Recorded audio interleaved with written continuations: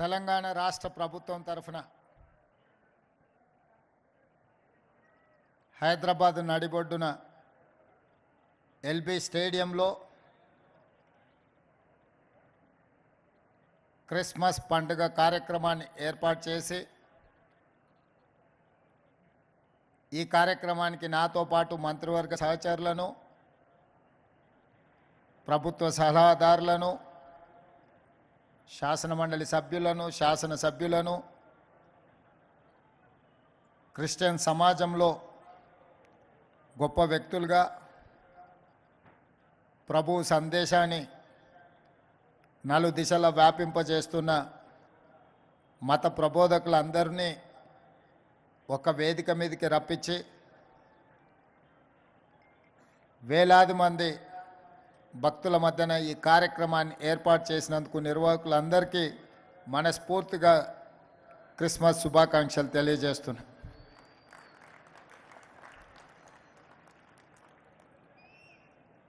December నెల miracle month, యేసు ప్రభు జన్మించిన నెల, తెలంగాణ రాష్ట్ర ప్రకటన డిసెంబర్ నెలలో ప్రకటించడం ద్వారా తెలంగాణ రాష్ట్ర కళ సఫలీకృతమైన నెల. అందుకే తెలంగాణ రాష్ట్రం 4 కోట్ల ప్రజలకు ఈ మిరకల్ మంత్ ఎంతో ప్రత్యేకమైనది.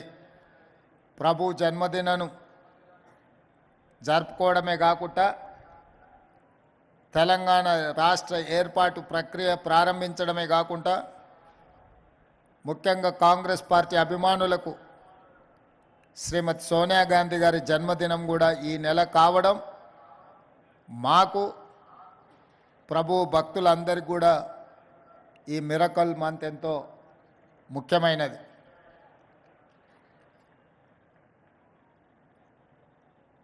క్రిస్టియన్ సమాజం ఈరోజు ప్రపంచంలోనే అతి ఎక్కువ మంది జరుపుకునే పండుగ క్రిస్మస్ పండుగ. ఈరోజు ప్రపంచంలో అత్యధికంగా జరుపుకునే ఉత్సవం ఏదైతే ఉందో అది క్రిస్మస్ పండగ అని చెప్పి మనందరం కూడా గుర్తించవలసిన అవసరం ఉన్నది. ప్రభు ఒకే మాట చెప్పిండు, నిన్ను నువ్వు ప్రేమించుకున్నట్టుగానే నీ పొరుగు వారిని కూడా ప్రేమించమని. ఇందులో సంపూర్ణమైన సందేశం ఉంది. మానవ సేవనే మాధవ సేవ అని ఏ విధంగా అయితే ఉన్నదో, సర్వజన సుఖినోభవంతు అనే సందేశం ఉన్నదో, ప్రభు ఇచ్చిన సందేశంలో నిన్ను ప్రేమించుకున్నట్టుగానే నీ పొరుగువారిని ప్రేమించు అనే సందేశంలో అన్ని అంశాలు సంక్షిప్తమై ఉన్నాయి. క్రిస్టియన్ సమాజము ముఖ్యంగా హెల్త్ అండ్ ఎడ్యుకేషన్, దేశ స్వతంత్రం వచ్చినప్పటి నుంచి ప్రభుత్వాలు ఎంత సేవను అందించినాయో విద్య విషయంలో, వైద్య విషయంలో ప్రభుత్వాలతో పోటీపడి క్రిస్టియన్ సంస్థలు కూడా ఈ దేశంలో పేదలకు విద్యను, వైద్యాన్ని అందుబాటులోకి తీసుకొచ్చి నిరంతరం ప్రపంచానికే ఆదర్శంగా ఉండే విధంగా ఏ సమాజమైనా అభివృద్ధి సాధించాలంటే, ఆర్థిక పురోగతి సాధించాలి అని అంటే విద్య అత్యంత కీలకమైనది. ఈరోజు మీరు ఎక్కడికి వెళ్ళినా, ఏ ప్రాంతానికి వెళ్ళినా క్రిస్టియన్ ఎడ్యుకేషనల్ సొసైటీస్ అందిస్తున్న సేవను ప్రభుత్వంతో పోటీపడి అందిస్తున్న కొన్ని సందర్భాలలో ప్రభుత్వంలో ఉండే విద్యా సంస్థల కంటే కూడా క్రిస్టియన్ సంస్థలు నిర్వహిస్తున్న విద్యా సంస్థలు నాణ్యమైన విద్యను అందిస్తున్నది. నిష్ణాతులైన విద్యార్థులను ఒక బాధ్యత గల పౌరులుగా తీర్చిదిద్ది ఈ సమాజ నిర్మాణంలో వారు భాగస్వాములై ఆదర్శంగా నిలబడ్డారు. వైద్యం విషయంలో కూడా ప్రభుత్వం అందించలేని వైద్య సేవల్ని అటవీ ప్రాంతంలో, తండాలలో, గూడాలలో, మారుమూల పల్లెల్లో పేదలు అత్యంత నిరుపేదలకు వైద్యాన్ని అందుబాటులోకి తీసుకొచ్చి వాళ్ళ యొక్క ఆరోగ్యాన్ని కాపాడడం ద్వారా ఆరోగ్య తెలంగాణను ఈరోజు క్రిస్టియన్ సంస్థలు క్రిస్టియన్ సోదరులు కొనసాగిస్తున్నారు. ఇలాంటి సేవా కార్యక్రమాలలో పాల్గొనడమే కాకుండా సమైక్య స్ఫూర్తిని, ఈ దేశం యొక్క భద్రతను, ఈ దేశంలో సర్వమతాలు సమానంగా ఉండాలి, సర్వమతాలు వాళ్ళు నమ్మిన వాళ్ళు ఆచరించిన సిద్ధాంతాన్ని పాటించాలి, సర్వమతాలకు రక్షణ ఉండాలి అన్న ఆలోచన మా ప్రభుత్వానిది.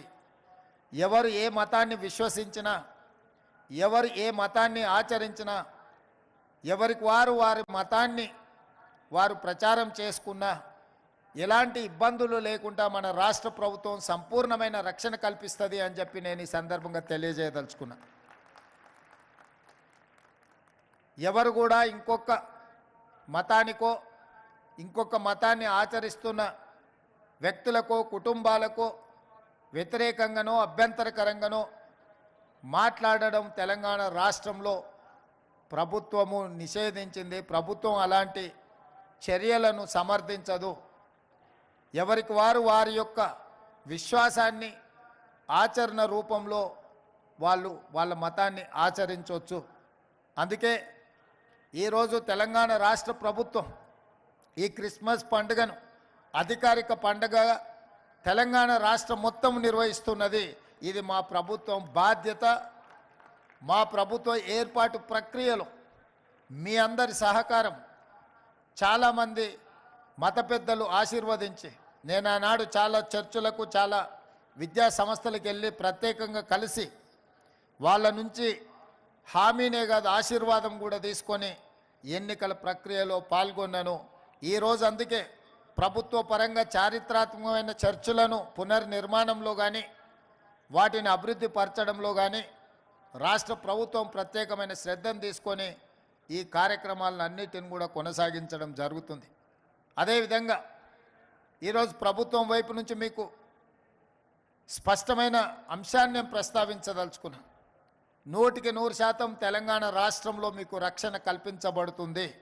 దళిత క్రిస్టియన్ సోదరుల యొక్క అభివృద్ధి కోసం, సంక్షేమం కోసం ప్రత్యేకమైన కార్యక్రమాలను మన ప్రభుత్వం తీసుకుంటుంది. ఈరోజు పేదలకు 200 యూనిట్లు ఉచిత కరెంటుని ఇస్తున్నామంటే నిజమైన నిరుపేదలకు, పేదవాళ్ళకి ప్రభుత్వం ఈ పథకాన్ని అందుబాటులోకి తీసుకొచ్చిందంటే మా క్రిస్టియన్ సోదరులకు అత్యధికంగా ఇది ఉపయోగపడుతుంది. అదేవిధంగా 500 రూపాయలకి ఈరోజు సిలిండర్ ఇస్తున్నాము అంటే మా నిరుపేదలకు, ముఖ్యంగా మా దళిత క్రిస్టియన్ సోదరులకు, మా గిరిజన క్రిస్టియన్ సోదరులకు, పేదలకు అందరికీ కూడా ఈ పథకం ఉపయోగపడుతుంది. ఈరోజు ఫీజు రియంబర్స్మెంట్ కావచ్చు, లేదా ప్రభుత్వ నియామకాలను రిజర్వేషన్లను అమలు చేసి ఈరోజు 55,000 ప్రభుత్వ ఉద్యోగ నియామకాలు చేపట్టినమంటే ఎంతోమంది మా మిత్రులకు ఇది ప్రయోజనం చేకూర్చింది. అదేవిధంగా రాష్ట్ర ప్రభుత్వం ఇంకా సంక్షేమ పథకాలను తొందరలోనే ఇందిరమ్మ ఇండ్లను పొంగులేటి శ్రీనివాసరెడ్డి గారు ఈ వేదిక మీద ఉన్నారు. సంక్రాంతి తర్వాత ప్రతి పేదవాడికి ఇల్లుని ఇవ్వాలి అన్న ఆలోచన, ముఖ్యంగా ఇందిరమ్మ ఇండ్ల పంపకాలలో నిరుపేదలైన దళితులు, అదేవిధంగా దళిత క్రిస్టియన్స్కి అత్యధికంగా లబ్ధి చేకూర్చే కార్యక్రమం, ప్రతి పేదవాడికి 5 లక్షల రూపాయలు ఇల్లు కట్టుకోవడానికి మన ప్రభుత్వం ఉచితంగా ఈ పథకాన్ని అమలు చేస్తుంది. ఈ విధంగా అన్ని విషయాలలో పేదల కోసం అమలు చేసే సంక్షేమ పథకాలు అత్యధికంగా మా క్రిస్టియన్ సోదరులకు చేకూర్చే విధంగా ప్రభుత్వంలో కూడా వాళ్ళని భాగస్వాములను చెయ్యాలని, భవిష్యత్తులో పార్టీలో కూడా మా పిసిసి అధ్యక్షుడు మహేష్ కుమార్ గౌడ్ గారు ఉన్నారు.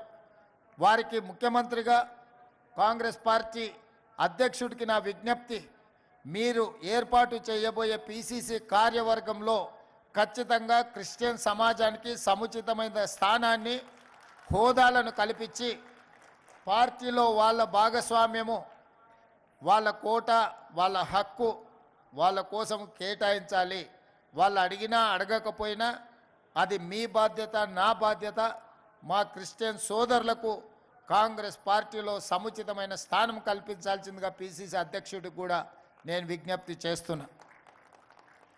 పెద్దలందరికీ నా విజ్ఞప్తి, మండల స్థాయిలో కానీ, నియోజకవర్గ స్థాయిలో కానీ, జిల్లా స్థాయిలో కానీ, రాష్ట్ర స్థాయిలో కానీ మీ తరఫున ఏమైనా సూచనలు ఉంటే, క్రియాశీలకంగా పార్టీ కార్యక్రమాలలో పాల్గొనే వాళ్ళు ఉంటే వారి వివరాలను పిసిసి అధ్యక్షుడు మహేష్ కుమార్ గౌడ్ గారికి అందించండి.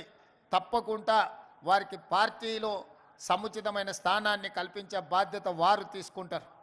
అదేవిధంగా ప్రభుత్వంలో కూడా సముచితమైన బాధ్యత కల్పించడానికి మీ వైపు నుంచి ఉన్న సూచనలు కూడా మా దృష్టికి తీసుకురండి. తప్పకుండా వాళ్ళను ప్రభుత్వంలో భాగస్వాములను చేసే బాధ్యత నేను తీసుకుంటాను. అదేవిధంగా ఈరోజు సంక్షేమ పథకాలకు సంబంధించి కూడా ఈరోజు పేదలకు ఇచ్చే ఏ సంక్షేమ పథకమైనా మీ కోటా మీ వాటా మీకు చేకూర్చే విధంగా ప్రభుత్వం యొక్క కార్యాచరణ ఉంటుంది. ప్రభుత్వం ఈరోజు ఈ పండుగను ఒక మంచి వాతావరణంలో ఏర్పాటు చేసింది. భవిష్యత్తులో ఇది కొనసాగుతుంది. ఈ ప్రభుత్వం మీది, ఈ ప్రభుత్వం పేదలది, ఈ ప్రభుత్వం సర్వమతాలను సమానంగా చూసే ప్రభుత్వం. మీ అందరికీ మరొక్కసారి వేదిక మీద ఉన్న పెద్దలకు అందరికీ కూడా మరొకసారి క్రిస్మస్ శుభాకాంక్షలు తెలియజేస్తూ మీ అందరి దగ్గర సెలవు తీసుకుంటున్నా. ధన్యవాదాలు మిత్రులారా.